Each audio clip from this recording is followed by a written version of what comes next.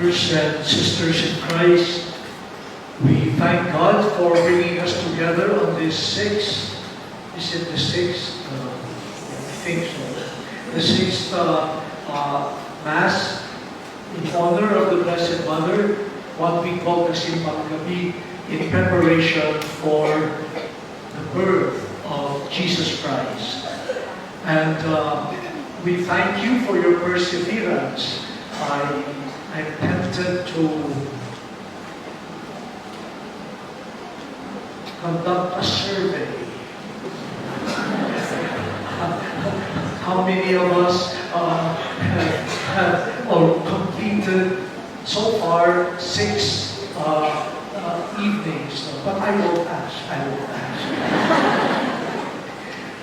Our gospel is the event, the mystery that we pray over among the joyful mysteries, the visitation.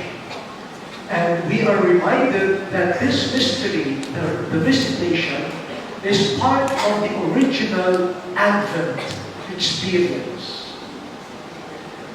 Kaya nga susunod na mystery ay yung nativity, the birth. And we learn a lot about the spirit of the visitation conducted by the Blessed Virgin Mary to her cousin Elizabeth. And both of them were with child. So it was not only Mary visiting, it was Jesus who was also visiting through his mother Mary. And it was not just Elizabeth who welcomed a guest, a relative guest. John the Baptist, in the womb of Elizabeth, also welcomed their special guest. So part of our spirituality of Advent, and hopefully Christmas spirituality, is that of visitation. Going to visit others and welcoming those who visit us. Marami pa sana, pero yun lang dalawang una. Jesus visiting, even in the womb of his mother Mary, he was already someone on the move. That's why after his birth, you cannot control him. He was always on the move. Kasi from the womb, he was already traveling with Mary, carrying her. Mary as the Ark of the Covenant. You know, the Ark of the Covenant in the Old Testament was brought from place to place. And now, Mary is the new Ark of the Covenant, and the Holy of Holies is not just a tablet of stone, but her Son, Jesus. So yun muna, pagbisita. Part of the Advent spirituality. Tayong mga Pilipino, gusto naman natin bumisita Pero ang lagi natin iniisip, ano ba ang bibit-bibit ko pag bumisita ako? Nahihiya tayo na binisita na hindi kami kaladala. At depende sa binisitahin. Kapag medyo bikatin, dapat bikatin din ang iyong bitbit. Pero kung ordinaryong bibiting ka na lang dyan, kung pwede na yan.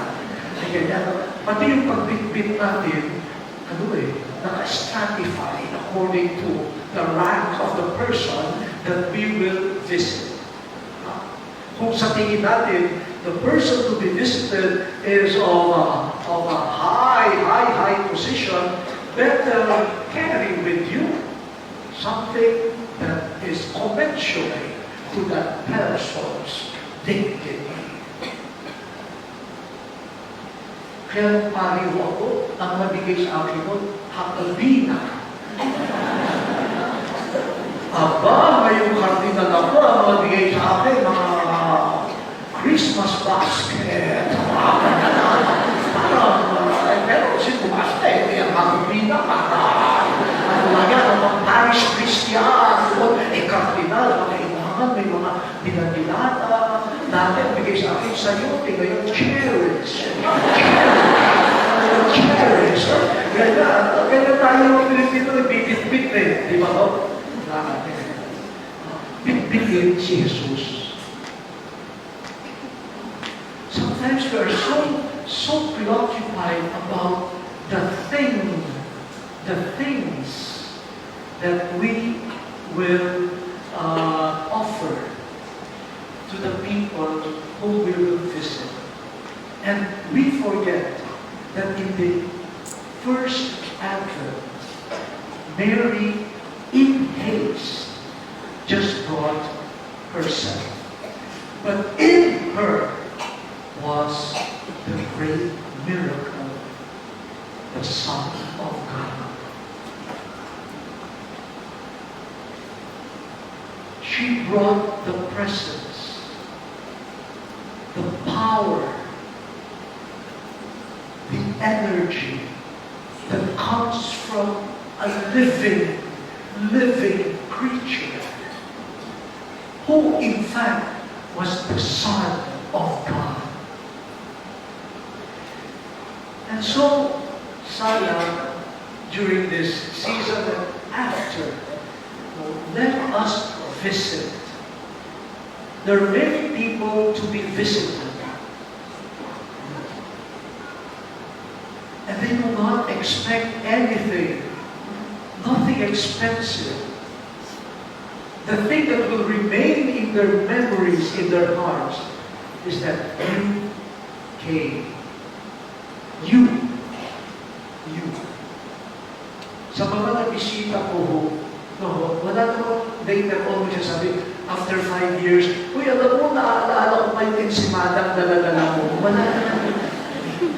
Hindi na yun eh. Ang naaalala nila,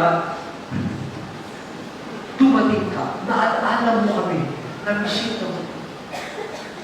Like tomorrow morning, I will celebrate Mass in the maximum believing reason. But before Christmas, I make sure I celebrate one of the Novena Masses there. Miski nung nagtotoo ako, pari pa ako sa Cavite, pupunta ako sa Muntinlupa. Parang nag-hold yata ako doon.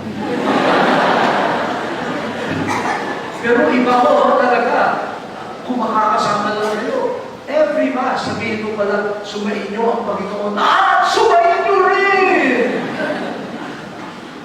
The enthusiasm with which they welcome you and the Word of God, talagang kakaiba.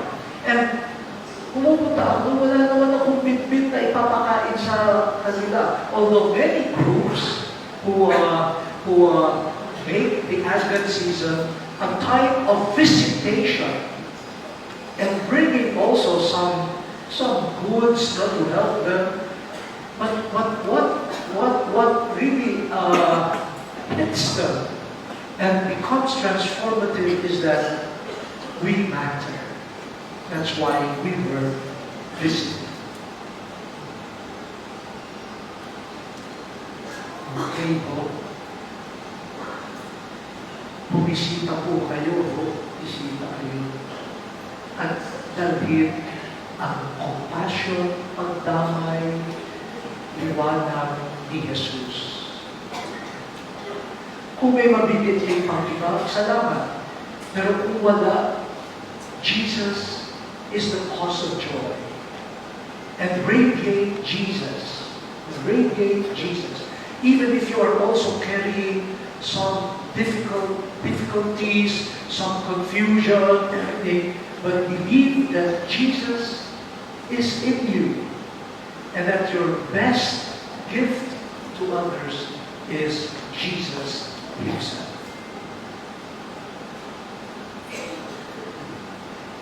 Now we go to the person visited. O tayo rin naman, di ba? Minsan tayo yung bumibisita. Ang pinoproblema natin, ano ang dadalhin sa bibisitahin? Pag tayo naman ang binisita, namumroblema ka rin.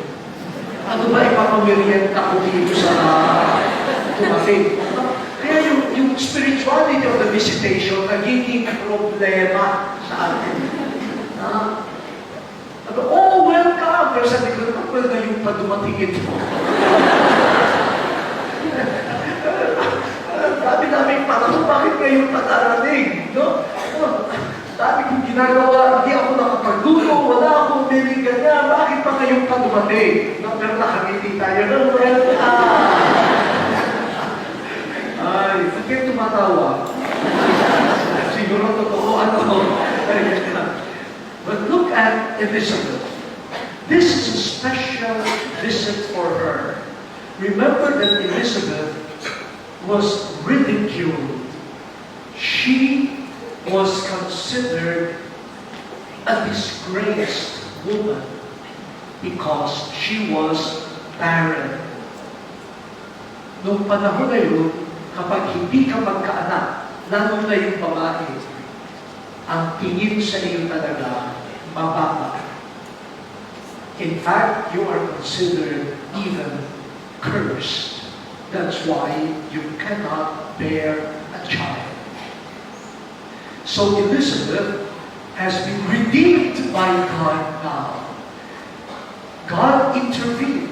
What was humanly impossible for her to do and for Zechariah to accomplish. Zechariah was advanced in age.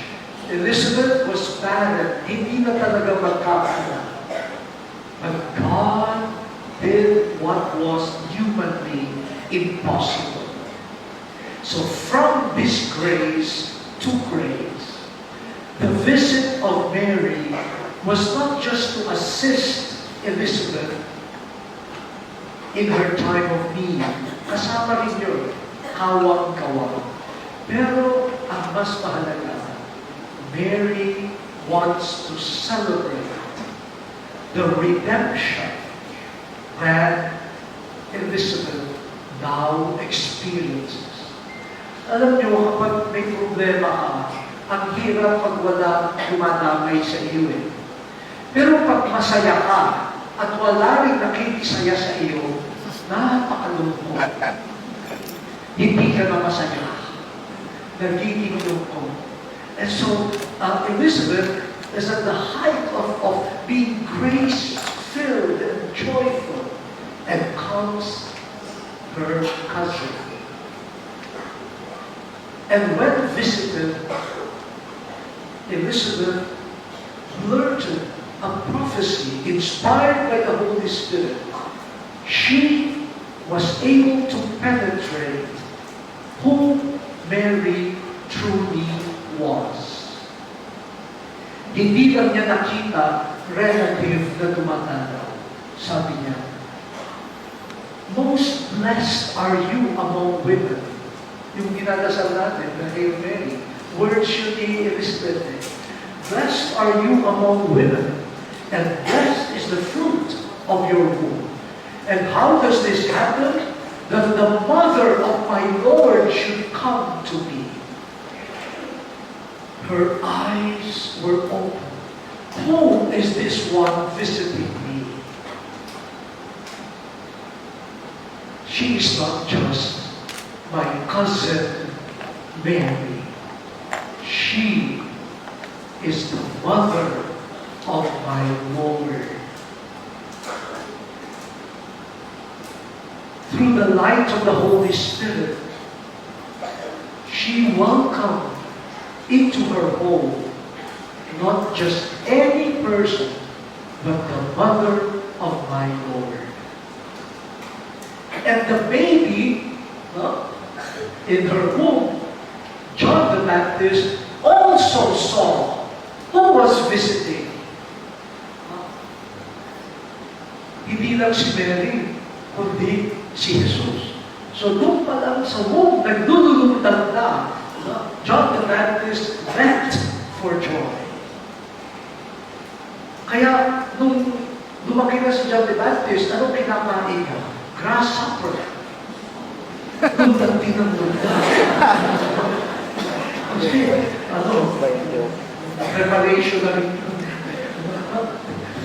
Baka maniwala naman kayo, ha?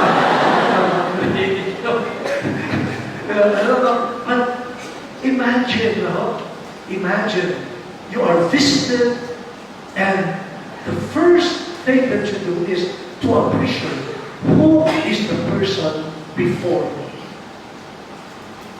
And you penetrate the truth of the person. Right now, we are visited too.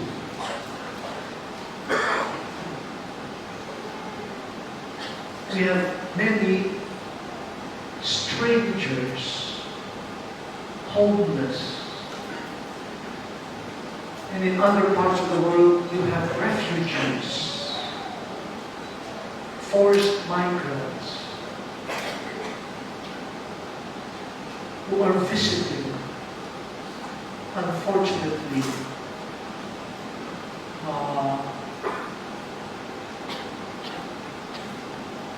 countries are closing their doors. They see only someone that might cause trauma. They see only a threat. They see only a potential problem. So they don't welcome. They don't see a sister, a brother, a neighbor. Elizabeth teaches us when someone visits, go beyond the superficial judgments, ideas that we have, prejudgments, prejudices, bias that do not enable us to see who is really before me. And instead of jumping for joy, we're afraid and we become angry. In Elizabeth, we have a spirituality. The Holy Spirit will make you see who is really visiting you. Who is she? And if we see deeper, we might be joyful rather than simply afraid. Afraid to the point of rejecting people. And Jesus himself will say later on, when I was hungry, you fed me. When I was thirsty, you gave me to drink. This is how he visits. But will people see that it is Jesus? Or will they just see, the problema na naman ito? And there's no joy. Only fear and anger.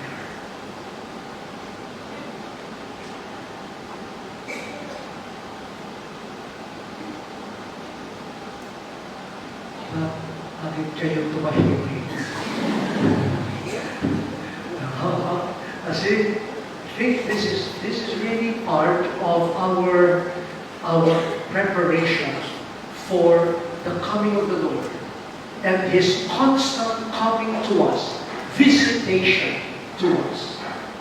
Will we be like Elizabeth, seeing the truth of the one who comes to visit?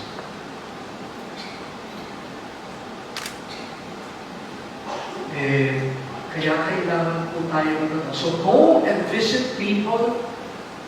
Alam nyo nakakailangan ng pagbisita, may sakit, yung mga nangungulila, yung mga nakalimutan. Bring Jesus, His love, His joy. And when you are visited, not by people whom you are expecting, but people na parang kakaiba, be like Elizabeth. Don't prejudge. Ask for the Holy Spirit to open our eyes. The one who's visiting you might be the Lord.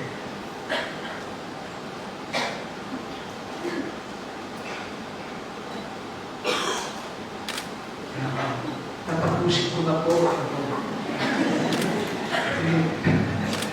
Magkukwento ako. I'm telling you all of these things para ang dali-dali sabihin. Pero in practice, talagang minsan, we are affected by so many things. Yung ating pag-visit at pati yung ating pag-welcome na nag-visit. Naikwento ko yata, I don't know kung dito ito o sa ibang class. Minsan, parish priest ako sabi sa akin yung secretary, Father, may gustong makipagkita sa iyo. Sino? Hindi mo namin kilala. Wala ko doon sa appointment mo today. Kasi sunod-sunod yung ako. Bakit daw? Ayaw sabihin eh. Basta gusto raw kayo makita. Sabi ko, anong impression mo? Baka manghihingi. Araw-araw may mga, may mga t-shirt mo kasi, gano'n. Sabi ko, kung manghihingi, itanong mo kung anong mga kailangan. Ayaw mong sabihin eh. Gusto kayo makausap.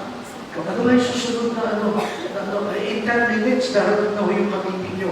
Hindi ako lumabas. My mind was already parang na-condition na by what the secretary told me. So pagpasok ko doon, nakita ko nga yung a person na naka-t-shirt, sabi ko, sir, ano bang kailangan ninyo? Sabihin nyo na po, para kung ba ito, may maitutulong kami, tulong. Pwede mo ba kayo makausap ng sikreto? Ako, sir, kasi may daratingin ang kanina 10 minutes o 7 minutes na lang. Sabihin nyo na ho, Father, doon mo sa kwarto ninyo.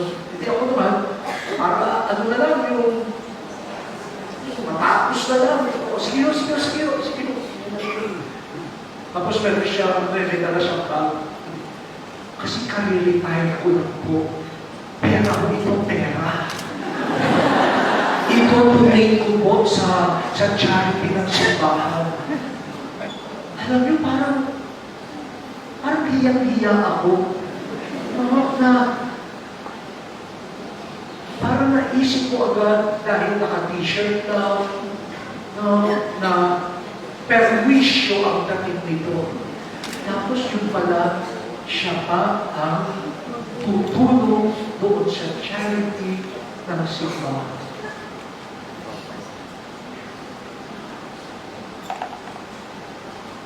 Ilabas ang kape, ilabas ang kape.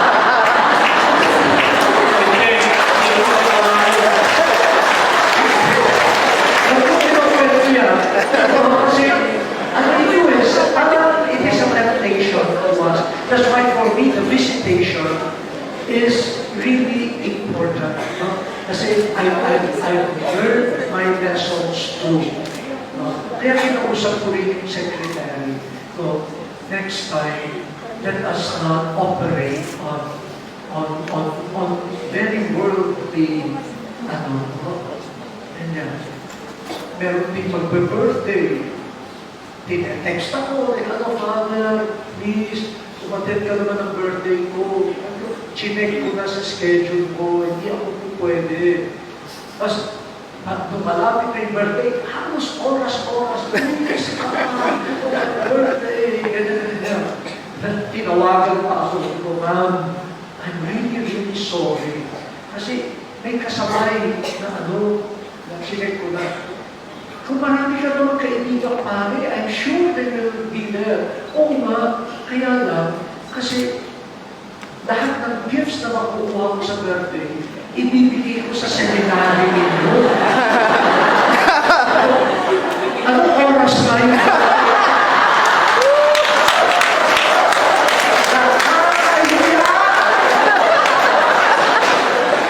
Nakakahiya. Siguro tawa kayo ng tawa kayo. I'm sure meron kayong mga ganyan di ko kayo. Talaga, no? So, the visitation, we hopefully, in our simple ways, we hope we will bring Jesus. That through our poor persons, people would say, Jesus has visited me. And we do not claim the credit because hindi naman talaga tayo ang it is the Lord. But at the same time, if it is the turn of Jesus to visit us in unexpected forms, in unexpected places, we ask sana for the wisdom to see who is this person. Ang huli na talaga. Papunta ako sa Lourdes. So my flight from Rome was to Paris, and from Paris to Pau. Pagdating ko sa Paris, paglabas ko sa plane, meron isang Frenchman na habol sa akin.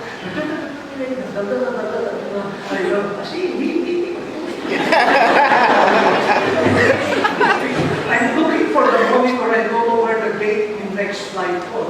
Pero sunod pa rin siya ng sunod. Tapos nung nakita ko, cancel yung flight ko.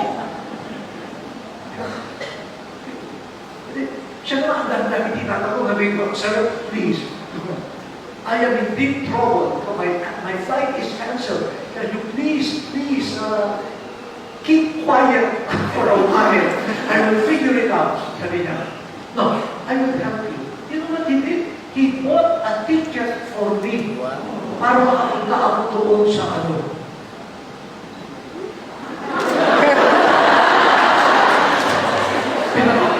Quiet ko pa.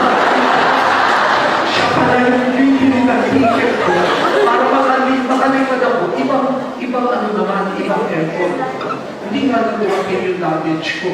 Pero yung mga ganyan, di ba? The moment of visitation. And it's Advent. You cannot dictate. It's how God wants to visit. But we need the Holy Spirit. Tama na. Baka na kayo, lumayas na kayo. But let us pray for this grace, not only during this Advent and Christmas season, but may it be part of our spiritual life and missionary life every day in our life.